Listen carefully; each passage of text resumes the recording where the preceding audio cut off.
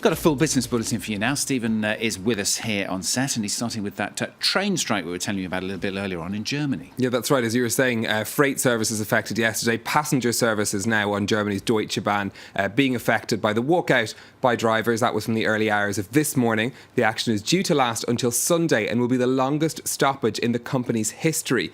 Drivers from the GDL union are staging their 8th walkout in 10 months in their dispute over pay and working hours. The cost of the German economy is expected to be huge.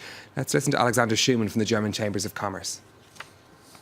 This mega strike not only strains nerves but also costs the economy a lot of money. Trains are an important means of transportation, a kind of logistical main artery. 1 million tons of goods are transported to companies or clients each day, and with such a long strike, costs quickly add up. Brussels next. The European Commission unveiling its spring economic forecast later. Yeah, that's right. And the Commission does this 3 times a year where it gives its outlook for the European economies. And we're getting drip-feed hints of what they're going to say about France. Yesterday, we were told that the Commission was going to upgrade its growth forecast for France to 1.1% for this year. A very slight upgrade, it has to be pointed out. The other important figure, though, to watch will be the budget deficit. France has been given another 2 years until 2017 to bring its deficit below the EU limit of 3%. Now, the French financial daily Les Echos says that the French government's forecast might still be too optimistic. Next year, they see the deficit coming in at 3.3%, the French government says next year, whereas the European Commission is going to say they think it's going to be 3.5%. So that topic again becoming controversial within the European Commission. We'll be listening to what Pierre Moscovici, the Economic Affairs Commissioner, has to say about that later. Let's have a look at the markets then.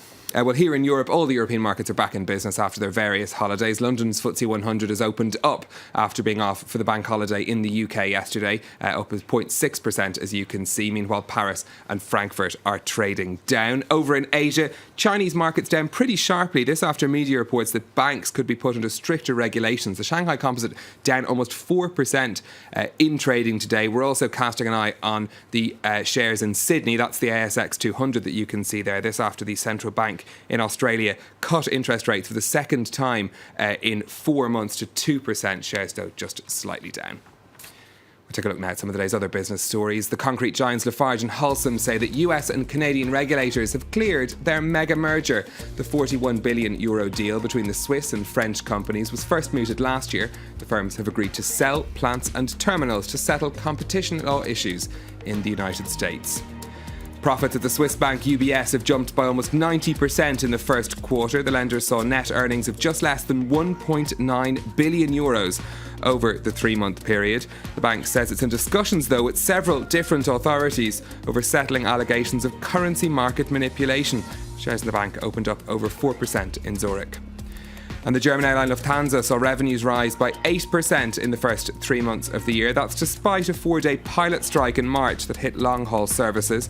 The airline expects fuel costs to increase this year from 6 billion to 6.2 billion euros. Now then, here in France, we are desperately waiting for the sunny weather to return. It was so nice a couple of weeks ago. But the country's private beach owners are also looking at the busiest period of the year, aren't they? I was surprised by this one. This is a €1 billion industry here in France. Privatised beaches. There are 1,500 of them around the country. People pay for access, a sun lounger, sometimes waiter service and things like that. It can be quite controversial in some parts of the country, though. And it's also a business that's heavily regulated, as Solange Mijan now reports. On the left, a packed public beach. On the right, a private one where it'll cost you to enjoy the sun, sand and sea. In France, there are 1,500 private beaches. This 800-meter squared establishment has around 100 beach chairs. It serves food and drinks and provides a private shower. It raked in €2.7 million in 2014. And there's even more money to be made in places like Saint-Tropez. But before the rich and famous arrive, all beach pavilions need their annual go-ahead from the town hall. We wait for this letter like it's the second coming of God. And who gets to set up shop on the beach, which is owned by the state, is decided at the mayor's office. Rents vary from €2,500 to €10,000 a month. Renters can't just do what they want. For example, one renter's contract wasn't renewed because they didn't respect the agreement. And the terms are strict.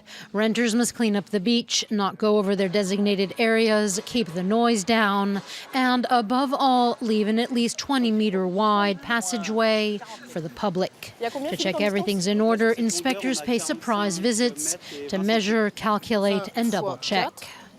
We want private beach establishments to fit into the landscape, but we also want the general public to feel at home as well.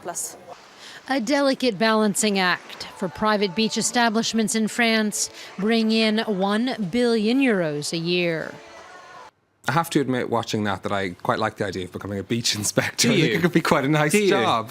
Do you think you'd be any better at it than you are as a business correspondent? I will leave that up to your judgment, Stuart. You couldn't be any better at it, Stephen. That's the right answer. Thanks a lot, Stephen Carroll. This is France 24.